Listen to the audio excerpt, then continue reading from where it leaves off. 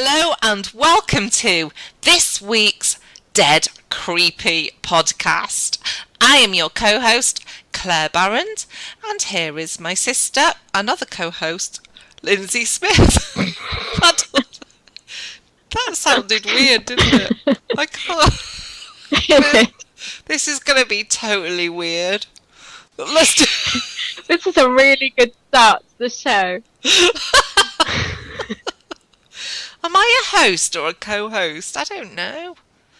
I think you're a host. We're both co-hosts. I don't get it. Oh well. I don't. I'm just Claire Barrand, and you're just Linzi Smith. We don't have to have labels, do we? We don't. We don't. No. Labels. No labels. We don't judge. We don't label. No stereotyping whatsoever. So whatever podcasts you might have listened to in the past, forget it. Forget all of it, because this is refreshingly brand new, and we just don't follow the rules. So if you are thinking we should be following a certain format, then forget it. Because this is dead creepy, and this is something completely different. And I think this week we're going to kick off straight into Para News. Para News.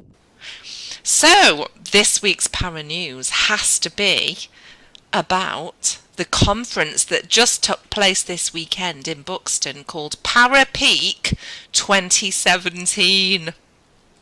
And we were both there. Yeah. You were, yeah. We were both there, and it was the most fantastic weekend. We had a great time, and there were some really good guest speakers. Linzi and I both drove down to Buxton from South Wales, and we were there from Friday night until Monday morning, and we're pleased to say it was a very successful weekend, and so we'll tell you a little bit about that, shall we?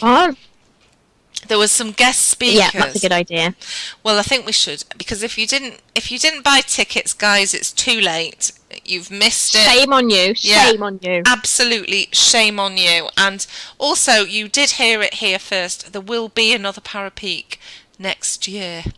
So as soon as So get your tickets early. Exactly. If you don't get your tickets early, I'm afraid you're going to lose out, because it was complete sellout. And this year we had some good guest speakers. I mean, not good. They were excellent guest speakers.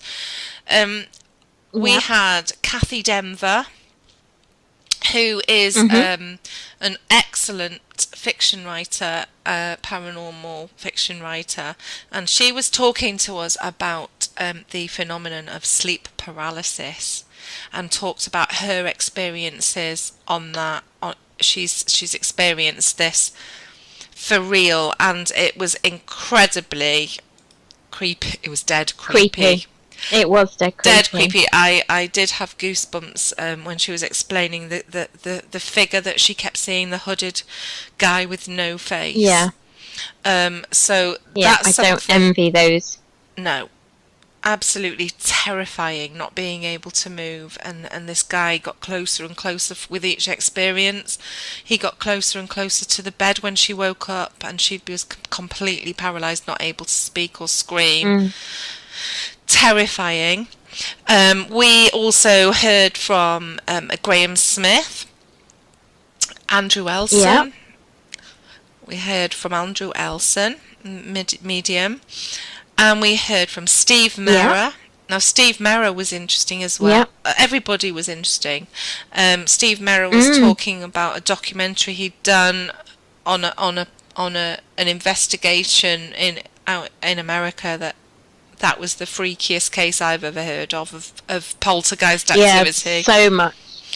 And I'm definitely going to watch that. If we can get the link to that documentary, we'll put that up on our page, because I want to watch it. It's on YouTube, apparently. Anthony Cherry, the shaman practitioner. Wow. Yeah. I mean, just wow.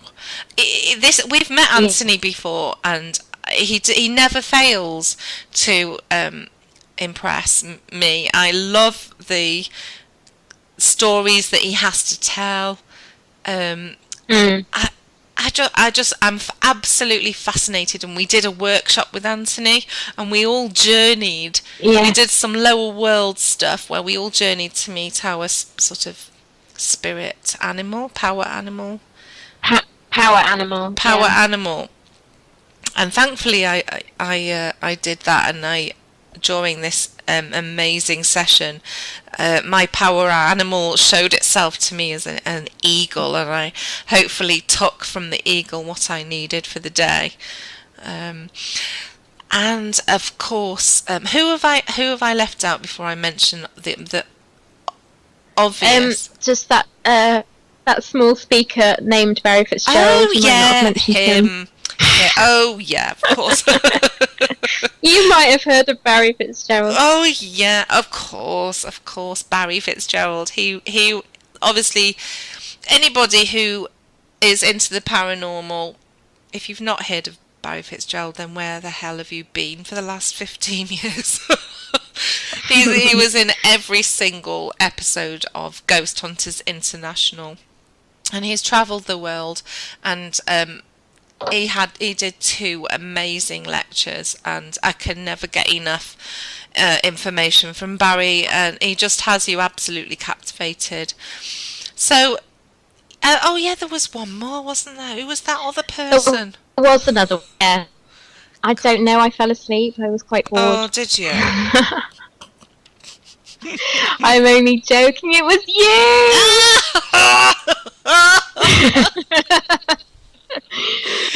You did a talk and it was brilliant.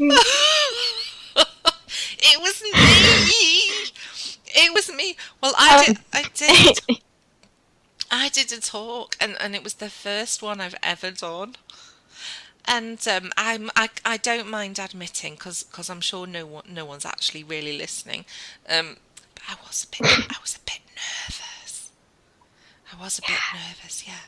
But I didn't want anyone to know that, really, because I wanted to come across as super confident. Yeah, come on, do this all the time. I did a talk on folklore and the paranormal, and I learnt how to do a PowerPoint in the week before the presentation. Got my 11-year-old son to show me what to do. Yeah, I was going to say, did you get George to help? Yeah, George, my son, helped. Because he's done loads of PowerPoints. Apparently they do them for school these days in year 6. So he showed me what to do, and I presented. I love folklore. Anybody who reads any of my articles will know that I love folklore. I'm not an expert on it by any means, so I'm not a folklorist. It's just something that I'm fascinated by. We're all drawn to different areas of the paranormal, I think. And with me, I love the old stories about old witches that used to live in the same village that we live in now, and ghosts that have been seen, and people that have left a legacy with the stories that people just didn't understand them, perhaps, or they're all paranormal. I think they're all the paranormal stories of the past. But it went well. The whole speech went really well, and I coped. I coped with a small disaster. You did. The small disaster being that my audio didn't work. Oh, I know. So basically, part of my folklore stories was about where we live, which is Clydach Gorge in South Wales Valleys. Okay, if you look it up, guys, Clydach Gorge. There are 2 Clydachs in South Wales. There's one near Swansea. Get the right one. Get the right one, because this is not it. We're in the gorge, Clydach Gorge. And the smaller one. It is the smaller one. The area we live in is historically a mining and ironworks town. So we have canals and we have railway tunnels that are now all disused and abandoned. And the railway tunnels run through the mountains, and they used to carry the coal and the iron.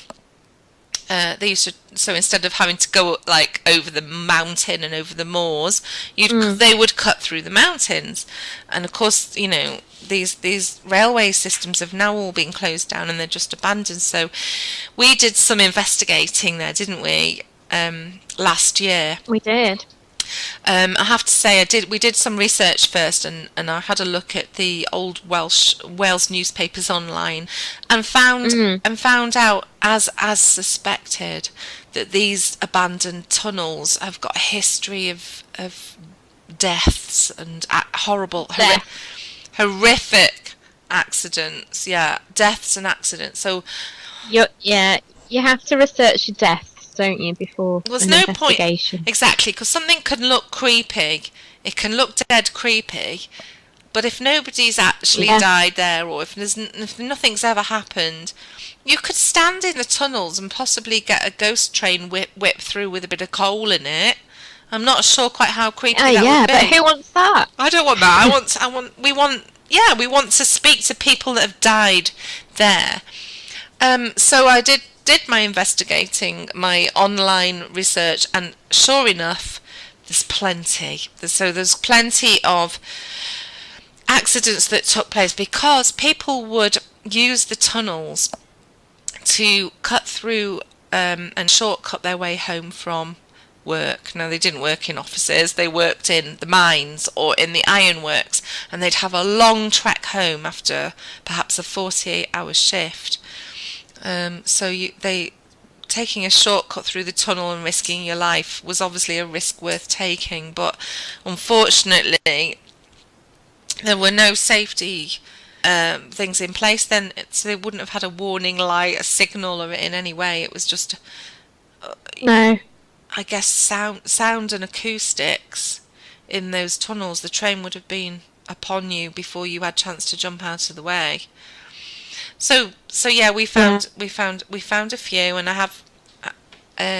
have written about it if anyone wants to know more. But it's fairly easy to find out, and this was in my presentation. I did mention who had been killed there. So when we did our investigation, we did some EVPs, and we also did some Echovox. We did an Echovox session. Mm-hmm. If anybody's not listening, very briefly, Echovox is something. Did you just say if anyone's not listening? Do you think anyone is listening? I'm not sure if they are.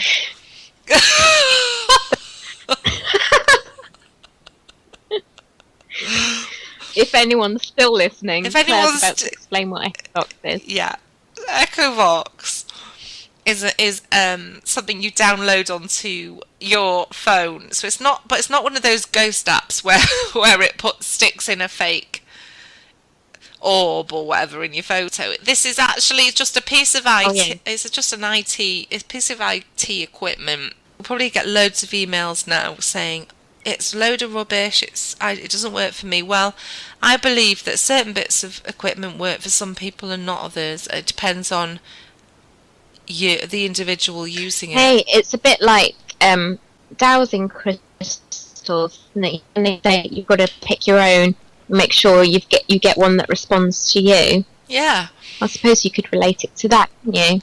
Exactly, because I don't particularly have an affiliation with any piece of paranormal equipment. To be quite honest, you and I, Linz, we prefer to use just ourselves, don't we? We're experiencers. Yeah.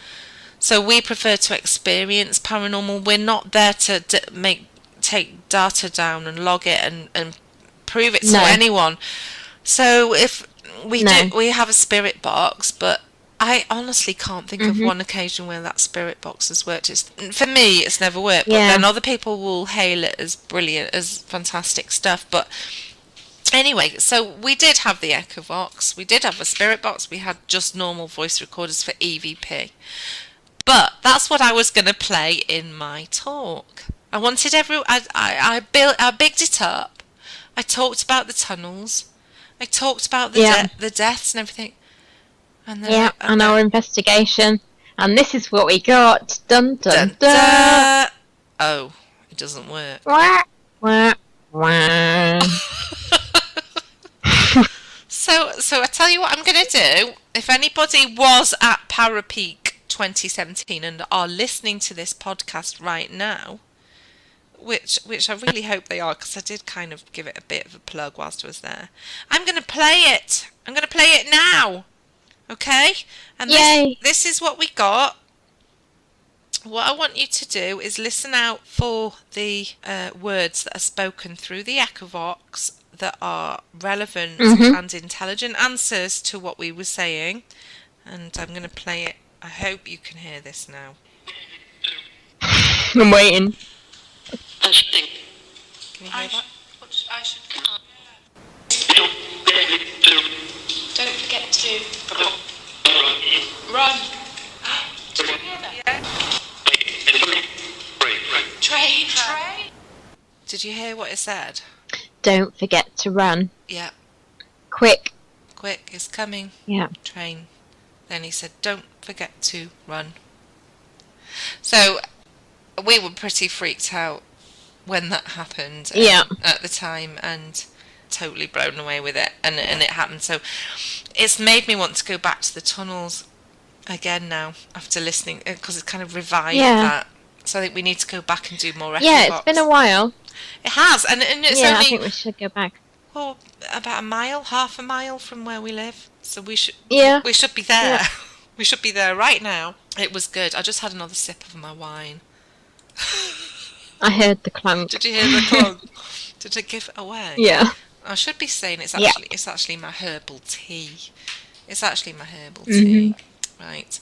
So I was going to go on to, whilst we're on Para News, what is current right now is we are, I'll tell you what we're really loving at the moment is, and we wanted to mention this, Ebbw Vale Paranormal Society. Yes, their Facebook page. They've got a Facebook It's page. brilliant. And it's fairly new, isn't it? Well, I think so. I mean, it may have been there a while, but they recently did a big advertising campaign and have suddenly got quite a lot of new members. But yeah, it's really good because, I mean, especially for us, because it's local. Yeah. Ebbw Vale is, 6 miles away from where we live? Yes. And people are invited to just give their stories, their paranormal tales, and that's what I think a Facebook paranormal group should be about. A lot of the groups just have speculation and adverts, but this one's really good. There's a lot of really good content coming through on there, so I'm loving it as well. Me too. I absolutely. It's good, and also because we recognise the places that they talk of as well. So it's like, oh my god, that happened there. We drove past there. That's so cool. Exactly, and it's refreshing to see, because people are afraid to post their stories, aren't they? Because for fear of being ridiculed and, well, that's fake, or that's a hoax, or I don't believe you. Yeah. Which is really sad in the paranormal world. And this Facebook page is everyone's invited to just tell us your story. It doesn't matter what it is. It's people who experience things as kids, and there's all sorts on there, and we're really enjoying it. So well done to the guys that are running that page. We're absolutely loving it. And one of the stories this week that I did not know that this had happened, but somebody posted up that they remembered a case of spontaneous human combustion. And it took place on the Rassau estate in Ebbw Vale. Am I right in thinking it was a 73-year-old man? Or was it 70s with an 83-year-old man? I've got it here. It was in 1980. Okay. It was a 73-year-old man called Henry Thomas. So anyway, it was mentioned, and anyone said, does anyone remember it happening? And then a woman commented, well, somebody tagged somebody, and then this woman came forward and said, oh, I live in that house now. Yeah.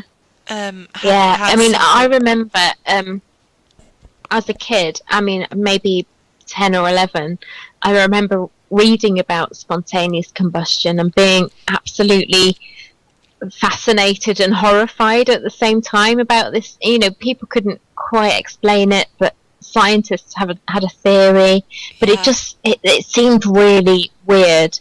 And to find out that it happened just down the road from us, is quite weird. It is weird, and it made national news. I mean, people are linking the articles, aren't they, that are online? Yeah. How have we never heard of this in Ebbw Vale before?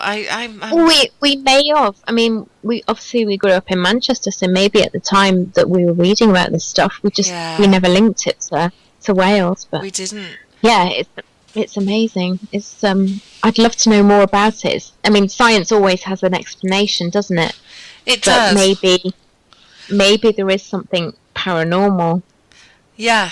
Well, that's right. I mean, why doesn't the building burn down? It's crazy. And so we had to look into this, and so basically we all know that the most reliable source of information is Wikipedia. Absolutely, of course. You start with Wikipedia. So this is what Wikipedia has to say about spontaneous human combustion. Okay, so SHC is a term encompassing reported cases of the combustion of a living or very recently deceased human body without an apparent external source of ignition. In addition to reported cases, examples of the phenomenon appear in literature, and both types have been observed to share common characteristics regarding circumstances and remains of the victim. So there's lots and lots of it talks a little bit about the characteristics that are common. So the recorded cases, and bear in mind there's not a lot of cases are not recorded, but this is what they have in common. The victims are usually chronic alcoholics. Right. Shit, we better not drink any more wine. Is it like the fumes coming off and then must be catch fire? They are usually elderly females. Well, Henry up the road was he? No, he was not. He certainly was not. 3, the body has not burned spontaneously, but some lighted substance has come into contact with it. Okay, interesting. Lighted substance. Maybe if cigarette, maybe? Yeah, that's all I can think of. Something as lit it. Or maybe an ember from the fire or something like that. Okay, 4, the hands and feet usually fall off.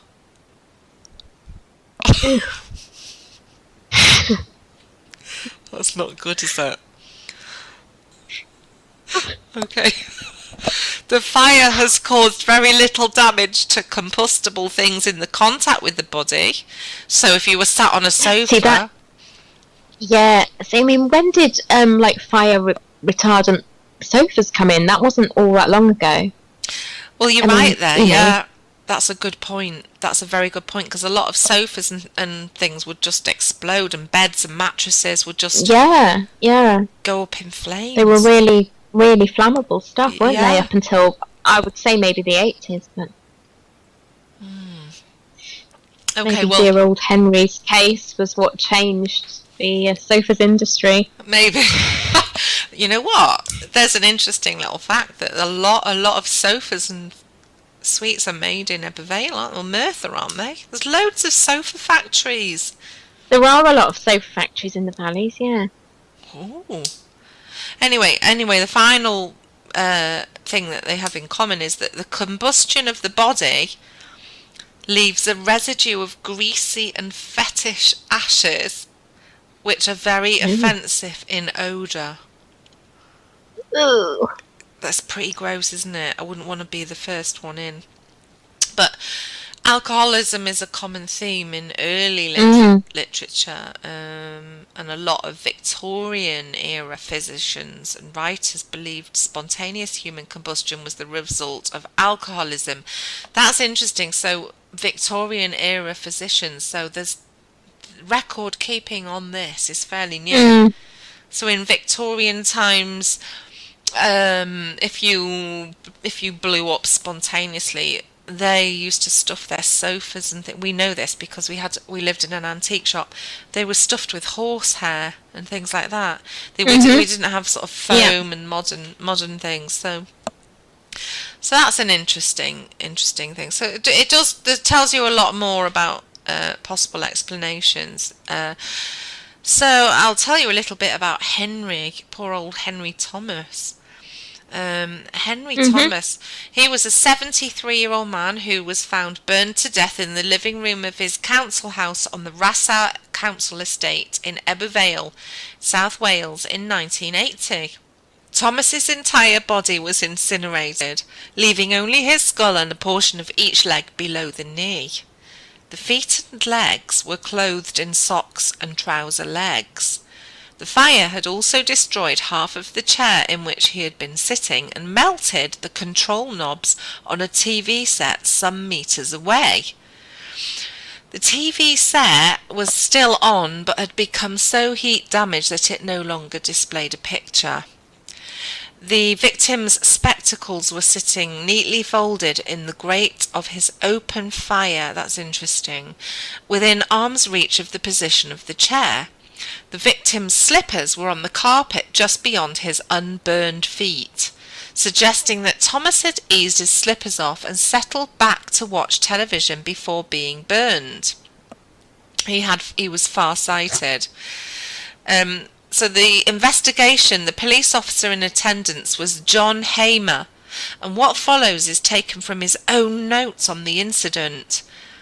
The living room, this is what he said, the living room was bathed in an orange glow coming from windows and a light bulb.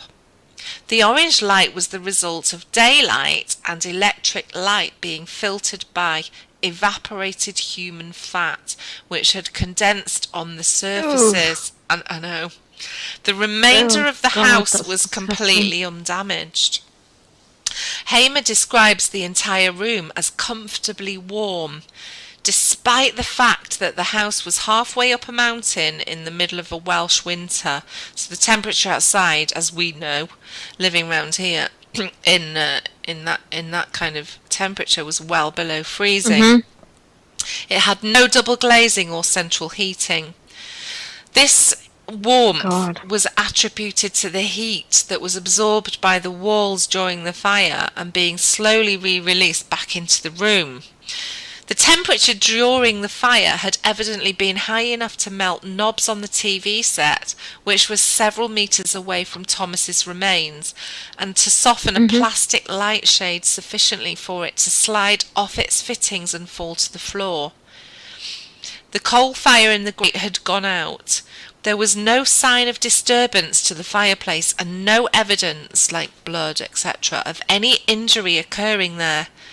A stack of chopped sticks suitable for laying a fire had been prepared by Thomas and was sitting ready by the fire tools. So the fire wasn't on, the fire wasn't lit. It said it had gone out.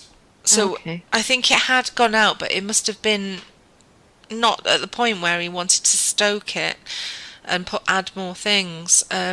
It says Thomas's ashes lay on a rug and a foam-backed carpet, but both of which were only burned where they were in contact with the ashes. Thermoplastic tiles under the carpet, which should have been permanently marked by the proximity of a heat source, were unblemished. That's weird.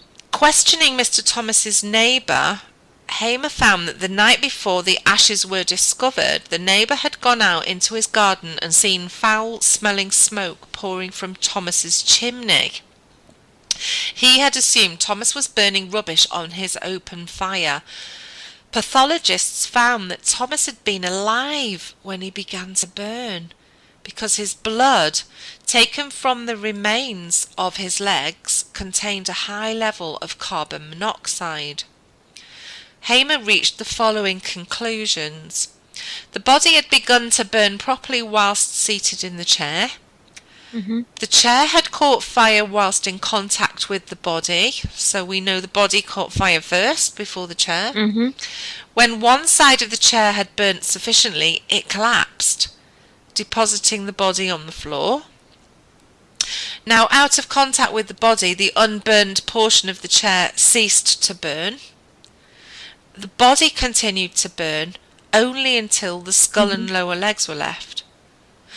Police forensic officers arrived and announced that the incineration of Thomas was due to the wick effect. Okay, like a candle. So they reconstructed the scene as follows.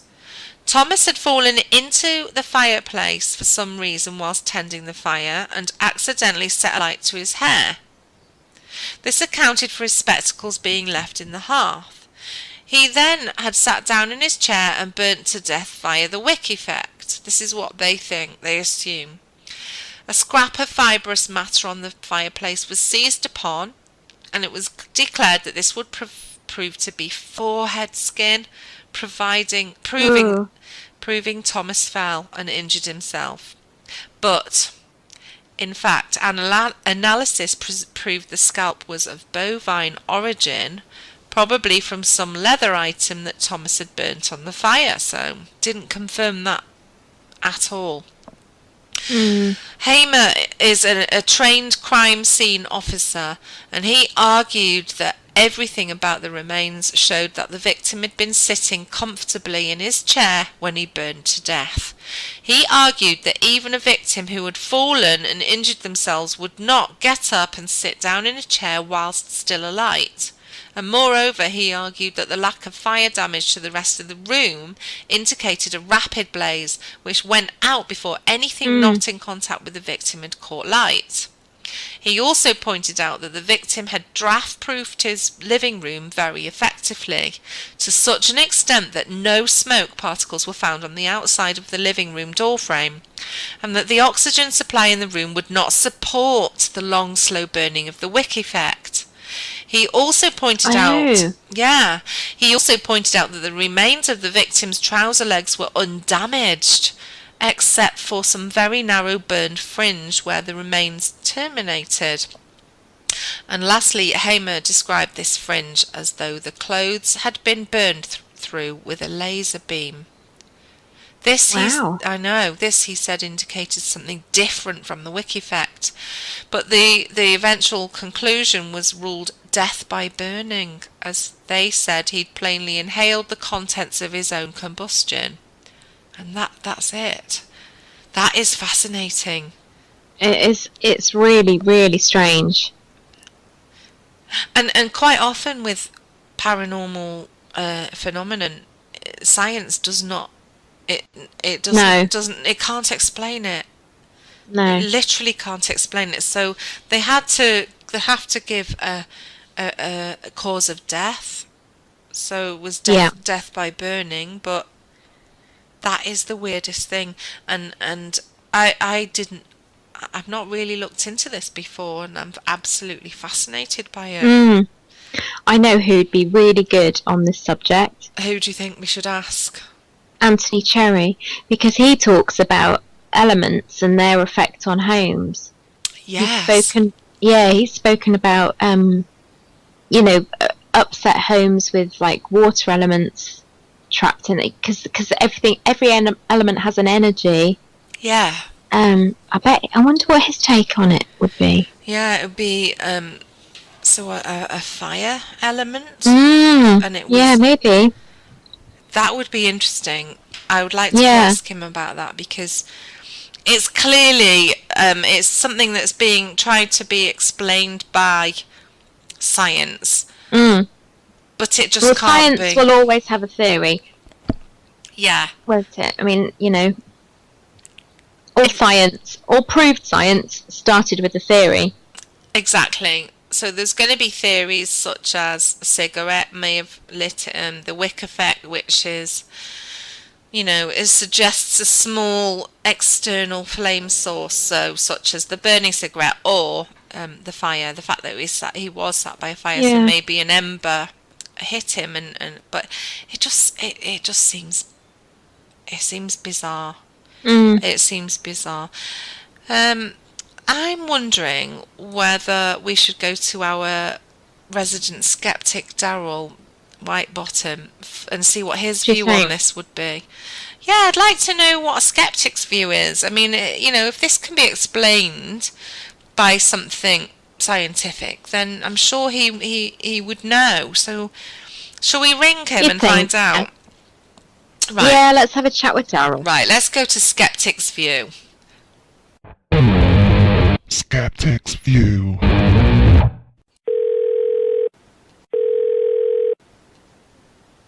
Hello, Daryl. How are you? And I thought you were going to Para-Peak. We didn't see you there. I was hoping to go to that Para-Peak gig myself, but, well, to be honest, I had a bad pint of Guinness on Friday and I was up all night with shits. Oh, dear. I'm so sorry to hear that. You missed a fantastic weekend. We were really looking forward. We were so looking forward to seeing you there. I'm sorry to hear about that. I hope you're feeling better now. But just discussing spontaneous human combustion, Daryl, and we wondered what your thoughts on that are. I've experienced spontaneous combustion myself. Really? Wow, that's brilliant. That's so cool. Yeah. really, what can you tell us about that then? It were my mum's budgie, it were. I just left the room for a minute and heard a bang. When I went back in, there were just a pile of feathers and the perch still swinging. Oh my god. Oh no! Oh my god, the poor thing! Well, how on earth do you explain that then? I think it's probably safe to say that probably Talker Joe had fed it a wasabi peanut while I was out the room. Oh, Right. well, they are hot. They're really hot, aren't they? They are quite. Oh my god. Oh my god, I bet your mum was so upset, Daryl. No, she never liked it anyway. Oh dear. Oh, well, she never liked the poor thing. Why didn't she like it? She said it gave her creeps because it couldn't blink. Yeah, I don't think budgies have eyelids. Oh, is that true? Mm. Ah, so they never blink. Oh, poor thing. Poor thing. But that maybe that would explain a budgie. It's a small creature, isn't it? It's tiny, so maybe a wasabi peanut would have that effect on a budgie. I can't say I've ever tried it, and we wouldn't recommend that listeners at home would ever try it. Please don't experiment with that. But what about a human being? Well, I wonder if he'd eaten a whole bag of wasabi peanuts. Or maybe some jalapeno peppers or something. Oh! I mean, did they even have wasabi peanuts in the 80s? No, I think it's quite a new thing, Mm. Maybe if you're going on that theory, maybe you'd had a vindaloo or something. But then again, how many Yeah, people... maybe. But so many people eat hot, spicy foods, then we'd all be blowing up all over the country, wouldn't we?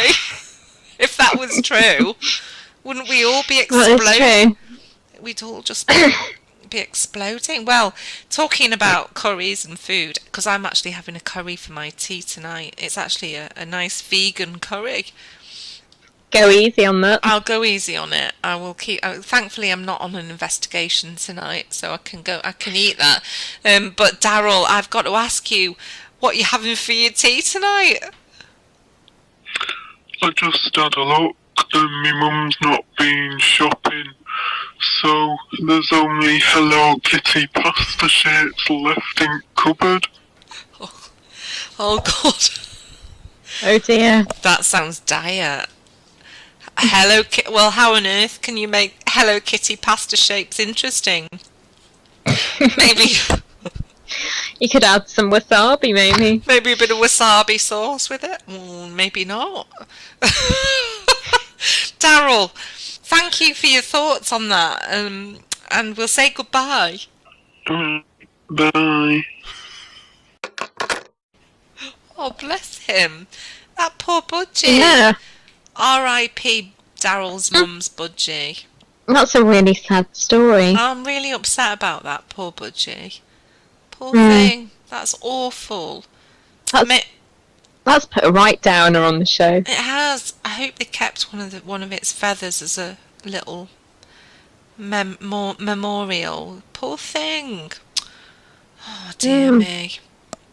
Anyway, so shall I tell you what we'll do?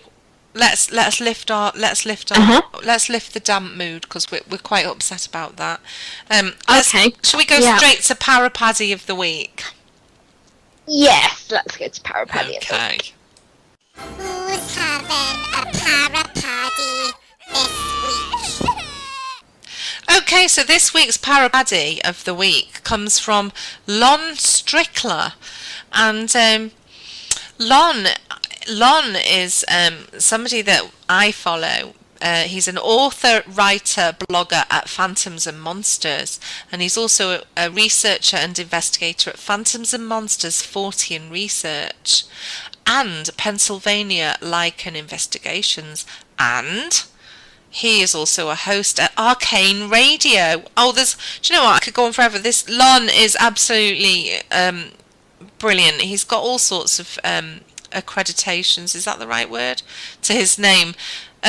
But basically Lon is the guy behind Phantoms and Monsters, and he's been writing all these updates for the Chicago Mothman. Oh yeah, we've been following them. The Chicago Mothman sightings that we've been following. The film was the prophecies. The film was the prophecies in the book. So Lon posted a rant, and I thought this is going to have to be this week's Para-Paddy. Brilliant. The rant is to do with these sightings. So I'm going to read out his rant. He put a public rant up on the 29th of May at 23:23 hours. Okay, this is what he says. Okay, rant time. I thought I'd be a cooperative investigator and reciprocate information with MUFON in regards to the Chicago sightings. It was a request made to me a few weeks ago, and against my better judgment, I agreed. Well, I found out today, even though I had suspected previously, MUFON's main objective in these sightings is to debunk them out of hand. Apparently, there have been other sightings received by MUFON that they are hiding and not sharing with me as promised. So who suffers from this? You do, because you are not getting access to the evidence and the whole truth. I don't work like that. This is the same sort of bullshit I experienced before MUFON with regards to the David Eckhart and Todd Z's cases. That's it. Never again. I will not directly deal with MUFON in the future. I'm sorry it came to this, but I've learnt my lessons, Lon. Wow. And do you know what? Wow. I am completely 100% supportive of what Lon's saying, I'm afraid, because it does seem to me that we are being hidden from certain bits of information. You know, we know there's lots of witnesses coming forward saying that they've seen this either Mothman or Batman figure. Okay. Yeah. But why would MUFON are obviously the a big organisation. Why on earth would they try and discredit the people that are coming forward with these sightings? You know? So there's a lot of people commenting on Ron's post, and he's shared it around, and I'm pretty sure he won't mind us mentioning it. I just think it's worth mentioning it because, okay, So you get an organisation such as MUFON that's very highly respected in the paranormal field. If you're a UFO, into the UFOs, but it clearly there are still reasons why they are hiding things from the public. So good for you, Ron. Yeah. Totally good for you, and Yeah. I hope that There does seem to be a lot of censorship, doesn't there, when it comes to things like UFOs or creatures or aliens. You know, it's quite a common theme, and obviously Ron has brought our attention to this latest case where it appears they're either discrediting or leaving out cases. I think maybe they are. it's just to not scare people.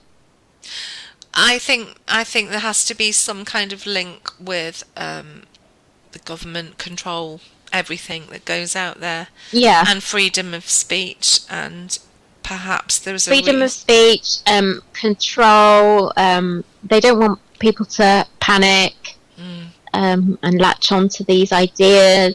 Yeah. But yeah, you know, people have to make their own minds up. They do, and I think anybody in the paranormal field who has half a brain will also. I would say we're almost the biggest debunkers out there. We're actually less likely to just fall for any old story. We don't believe everything we're told because we're into the paranormal, so we do investigate and see so much. But yeah, I think Ron was totally correct to say what he said, and I just want to say, keep posting what you get, Ron, because we're following you. We're following the stories. Yeah. I'm absolutely gripped and fascinated and wondering if there's going to be something's going to happen. Hey, touch wood. I'm touching everything around me that's wood, and I really do hope that nothing bad happens at all. But is this going to be a warning to something bad that's going to come Chicago way? This is it. I mean, people are going to be watching Chicago like mad, and any little accident, they might pin on the Mothman. I mean, a big city like Chicago is going to have incidents. It's going to have accidents. That, you know, there's going to be a car crash or whatever. You know, as any big city has. Yeah. But if we get something major like a bridge collapsing or whatever. Yeah. It has to be something major, doesn't it? It has to be something on that level for it to be. Unless they're just not linked. I mean, maybe there's no link. Maybe it's purely coincidence that these cryptoids are seen. Yeah. At the time of the disaster. I mean, what is it? Is it one or two cases where there's been a disaster after the sightings, or? Well, I just don't know. I don't know enough about it. I'm not. I wouldn't like to comment because somebody will come forward and say, "Oh, you're wrong. You're wrong." I haven't researched enough about it to be able to comment. But Ron, he's Lon, is it? Ron. Is it Ron or Lon? What's Lon? Lon, if you want to come on the show and talk to us, that would be great. Or Lon, we'd love you to come on the show, and just can you shed a bit of light on this, because I'm finding it fascinating. Because we're really interested. Yeah. There have been other, I have to say, there's been other things that we're quite a light-hearted show, and we're not going to sort of talk about this between us. We'll let someone else say it if they have to. But there have been other things within MUFON this week that have come up. Other what would you say? Politically incorrect statements have been made that have led to questioning over MUFON's leadership. Let's put it that way. And it's a shame, really, because so many of us really look to MUFON for our sources of information, for our research, you know. And if they're hiding things from us, then how reliable is it? Why, you know, why? Why would they do that? Who are they to choose between the verifying which witnesses are reliable and which isn't? You know, surely a sighting's a sighting. Let us decide. Why don't you let us decide which ones we believe and which ones we don't? So we'll move on to our final part of the show, which is emails. Has anyone emailed us this week? Yay! I don't know if anyone has emailed us. Let's have a quick check. Let's have a little look. All right then. In inbox. Click. All right, hang on. There's one here from a Holly Darian. I've not actually opened this. I'll open it now. Okay. Hi, I'm out in your town looking for a good time tonight. Oh, okay. I don't think that's a Oh. No, she No. can't. No. Oh, we've not had any other emails. Well, what about Dr. VR Gray? He's not emailed back, has he? What's happened? Yeah. What's happened to him? Has he stopped listening to us? I hope not. Maybe he's just listening to us back to back. Oh yeah, he He might doesn't have be. time to email. Maybe that'll be it. He's not quite sure what to say. Well, we've not had any other emails. That was it. Oh, that's a bit disappointing. No. Come on. Yeah. Please, listeners. Maybe we've got one listener in Skegness that doesn't have a proper computer and they're going into an internet cafe to listen to us especially, and then they don't email us at the end of the show. We'll have to provide a postal address for Ah, those that still write letters and use stamps. do you think there is anyone that does that these days? Not that I know of. But Well, right, if you are listening in Skegness and it's you, we're on Facebook, okay, and we're also on Twitter. So if you've downloaded this from Podbean or iTunes, you can find us on Facebook. Put Dead Creepy Podcast Wales UK into Facebook search, and you'll find us. You'll see the logo, which is the black background and the red dragon's eye, and you can send us a message, okay, and then we will read it out on our show, 'cause Yay! that's what we want. surely that's not the end of our podcast. Yeah, there was definitely something else I wanted to talk about. Definitely. I know what it I is. do remember. Oh, how could I forget this? We're What is it? What is it? We're running a competition. Oh, yes! Yes! This is the most important bit of the whole show. Okay, how many of our listeners like Star Trek? Hello? Long pause.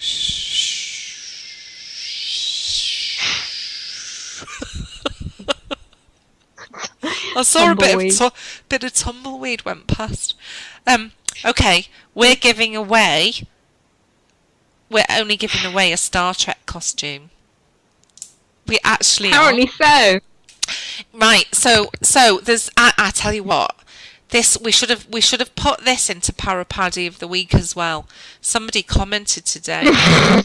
Did you Did see? they? They did. Have I missed a Paddy? You've missed a Para-Paddy. What did they say? Right, okay. So, right. Was it your husband saying I don't want it to go? No, it wasn't my husband. Is it when Aid said? No? He Okay. wants it. My husband's had a Para-Paddy because he wants to keep the Star Trek top. He wants to keep it for himself, but don't let him hear me say this, but it wouldn't fit him. Okay? So he's not having it. Plus, I actually wouldn't be seen dead if he wore it out. Because I'm not actually a Star Trek fan. Which is awful, and please don't tune out. If you want me to be a Star Trek fan, then please convert me. But I'm not. Okay? But this Star Trek top, this Star Trek top, it's green and black, and it's got first officer. Are we going to tell them the history? Shall we tell them the history? Are we going to tell... Yeah, okay. we won it. We won it at Para-Paddy. You won it at Para-Paddy. We won it at Para-Paddy. But we didn't know... Yeah, I didn't know it was a Star Trek top. I didn't actually know it was a Star Trek top. I just thought it was a really crap running top.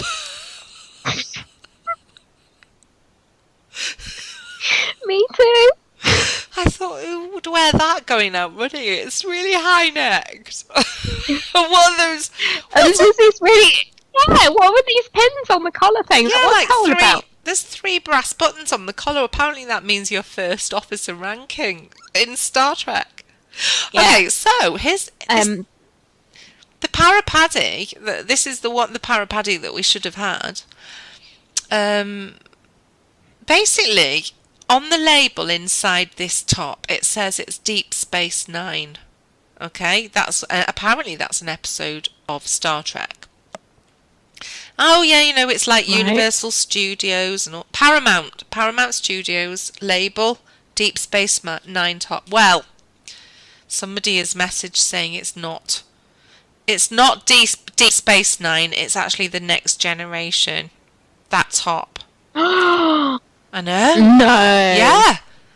Well, So who we're am false I? advertising. Well, apparently false advertising. I'm sorry, but I wouldn't have a clue which episode it was from. We should just... It's just a we Star should just Trek top. advertise it as a crap running top. Do you want to win a crap running top? We have one. Yeah, it's green and Give black. us a 5-star review and Yeah. send us an email to enter.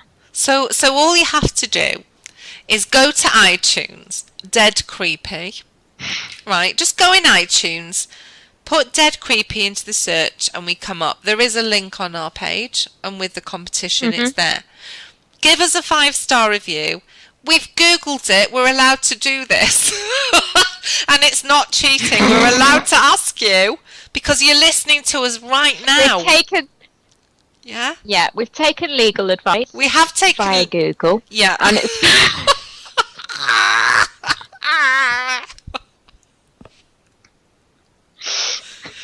We have. Dr. Google is our solicitor, and he's advised us that this is legal. We're allowed to do it. Please, if you want to win, if you seriously want to win a Star Trek costume, then Deep Space Nine / Next Generation. yeah, What is it? that's New debate. generation? That's completely Yeah. debatable. You know what? I think we'll maybe Crap. we'll Yeah. Crap I'll tell you running what. top. Let's put a poll up on our page and see. Yes! Let's see if people want to vote. Is this Deep Space Yeah, what is it? Nine? Is it Next Generation, or is it just a crap running top? I don't know. Definitely. Definitely. That's the poll. That's going That's up. the poll. So the poll's going up. But if you want to win it, if you're seriously that sad that you'd walk to Tesco's in one of them tops. Oh, it's not sad. It's not sad. If you like Star Not Trek, sad. it's not sad. But you know, Hey. what? I If you get it, you get it. you get it, and you know what? Apparently, a lot of people are into this cosplay.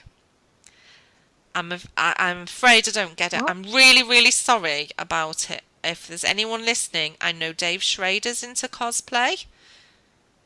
What the hell's cosplay? Well, like when you dress up as stuff. Like, you know, people... What, like kinky stuff? Well, I don't think it's meant to be kinky, but people like get together and they like to dress up as like their favourite characters from movies and particularly cartoons. So like Spider-Man, Batman, Star Trek, Okay. that kind of stuff. And people get together. I don't know what they do when they actually do get together. They just like to dress up. I tell you what, Linz, our listeners can't see you, but you've got these huge headphones on. You look a bit like that Princess Leia with those great big headphones on the side. Do I? Yeah, You do. It looks like she's got these weird hair things on the side of her head, and that's what you look a bit like. So I just need the gold bikini and I'm sorted. Yeah. So there's a good question. So you'd be Princess Leia. Would you be her if you were into cosplay? What would you dress up as? If you were forced to say a character. I doubt I'd turn up in a bikini anywhere. I would. Who would you be? I don't know. What's a nicely well covered character? Well covered. I don't know.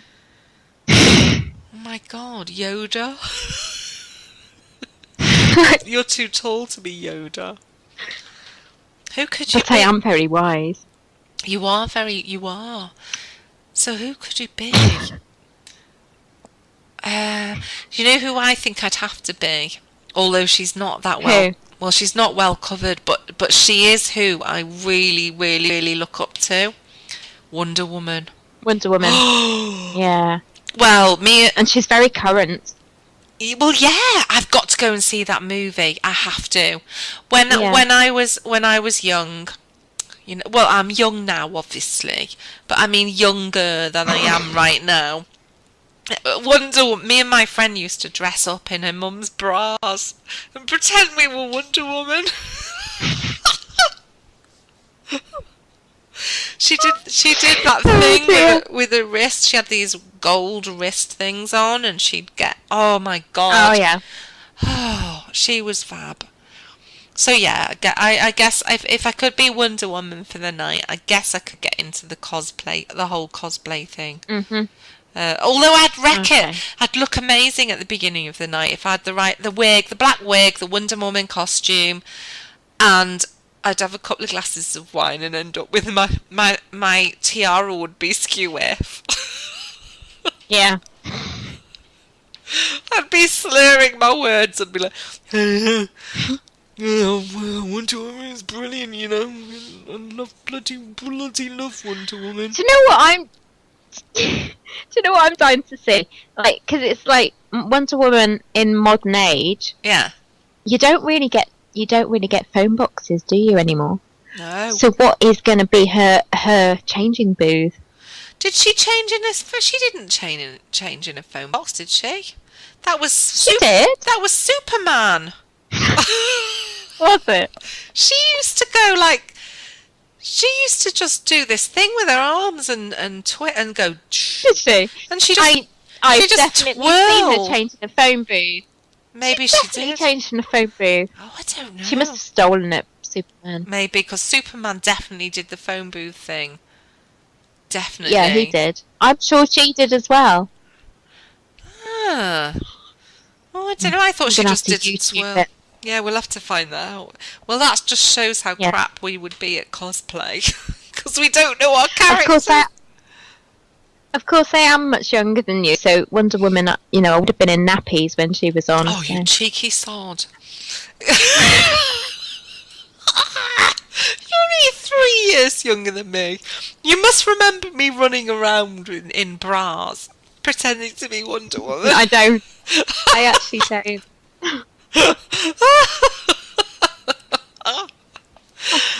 Well, I for one can't wait for that movie to come out. I absolutely can't, and it's totally relevant to the paranormal because it's not normal for women to have those kind of powers, is it? It's paranormal. She had paranormal powers. Mm. Yeah, so I don't know who you'd be. You'd probably. I'm sure Princess Leia didn't just wear a bikini all the time. She must have worn. Oh, yeah, she did wear some sheet type outfit at I was some going to point. say, didn't she have a white cloak? Yeah, she did have There you long So cloak on. you definitely. That's you then. You're Princess Leia with the cloak, and I'm Wonder Woman. Okay, we've sorted Wonderful, out that. thank you. But we're definitely not Star Trek. So we just need to go to one of these events then. What are they called again? cosplay. I don't know. event. Do they do them in the UK? I think it's more an American thing. I don't know. Okay. I don't know. But hey, you know, if you're into it, can you please enlighten us as to what goes on? As sure as it's nothing kinky, it's just got to be something I'll just come round yours for a brew. Yeah, just come round for a cup of tea and a slice of cake. And we'll go to the cinema. I'll tell you what we'll do. Okay. Let's try and get into it, because we shouldn't make fun. Okay. When Wonder Woman comes out, we will go and watch it, and we'll do a Facebook Live. A dead creepy Facebook So when Wonder Live. Woman comes out, we're going to the cinema. You're dressing as Wonder Woman, and I'm dressing as Princess Leia. Oh, God, I don't think we could do that. Yeah, well, maybe we should. We're going to get some strange looks. And yeah, we get some really weird looks in Bryn Cinema. But we could... Right, we're going to the earliest showing. Yeah. So nobody will be there. Yeah, and it'll be like 2 o'clock in the afternoon. And we will do a Facebook Live, and we'll see. Let's see if we can get into it and see what. Let's get into the mindset of cosplay fanatics, and find out what it's all about. But if you are into Star Trek, you go to our Facebook page or Twitter, and you can enter. Yeah. And we're going to be drawing. But even if you're not into Star Trek. Enter the competition. Well, yeah, come on. Do it anyway, because you know what? If you're not into Star Trek, you must know somebody who is. And it saves you buying them a Christmas present, doesn't it? If you win it, that's their Christmas present sorted out. So do that. Enter. It's just one top. It's a size extra large. So it would fit a man or a woman. Which isn't very big though, is it? No, really? It's not huge. It's not huge. I mean, I don't want to make out that it's well, I don't know. It's a generic size, isn't it? So somebody who's like anyway, I don't know. It's stretchy. Yeah. It has some elastane in it. It's got a bit of give. It's got a bit of give, and it's definitely worth it. And do you know what? If it doesn't fit you, and you're really into Star Trek, what you could do is frame it and stick it on your wall. It'd be fantastic. Yeah. You just got to use your imagination and be artistic. That's what I think. Yeah. Okay. Right. So I think what we'll do is say good night. And we will finish as we always do. So wait for the music at the end. You will get a creepy bedtime story. Okay, we always tell a bedtime story only 4 or 5 minutes long at the end of our podcast. So stay tuned in for the ghost story, and we will say good night, and we will see you next week. And actually, I think our next podcast episode is going to be incredibly exciting because we're interviewing Greg Lawson. Ooh. And I absolutely cannot wait for that. So please tune in for that. So good night from me. And good night from me. Creepy.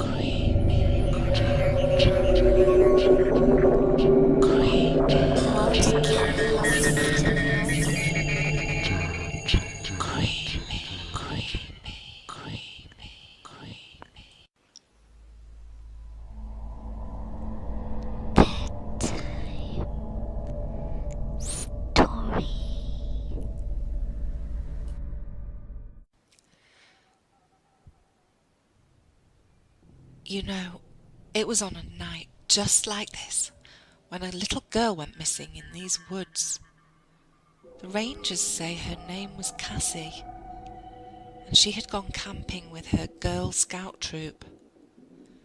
That first night, when everyone was gathered around the campfire, the little girl ignored what she had been taught about sticking with her camp buddy. She heard a little rustle in the nearby brush and thought she might catch a bunny to keep as a pet. She quietly snuck off after the sound. It wasn't very long until her camp buddy noticed that the girl was missing, and she told the scout leader about it. The rest of the girls were ushered back to their cabins, and the scout leader and a few of the moms gathered their flashlights and set out to look for the girl. A short time later, a terrible thunderstorm blew in, making it impossible to keep looking for the missing camper. The moms decided it was best to turn back and continue the search after the storm had passed. After all, the little girl wasn't one of their daughters. However, the scout leader refused to give up. With her hair plastered to her face by the rain and the lightning flashing all around, she bravely walked into the woods, calling the little girl's name. The sound of her calling could be heard over and over until it faded away. When the moms arrived back at the cabin, they discovered that the little girl had found her way back on her own, and except for a few scratches, was none the worse for wear. The violent storm continued through the night, but all was still again by morning. However, there wasn't sight nor sound of the scout leader. The moms alerted the park rangers, and a search party was formed, but not a trace was ever found of the missing leader. That was 10 years ago, but some people say you can still hear her ghost calling out the little girl's name. Cassie! Cassie!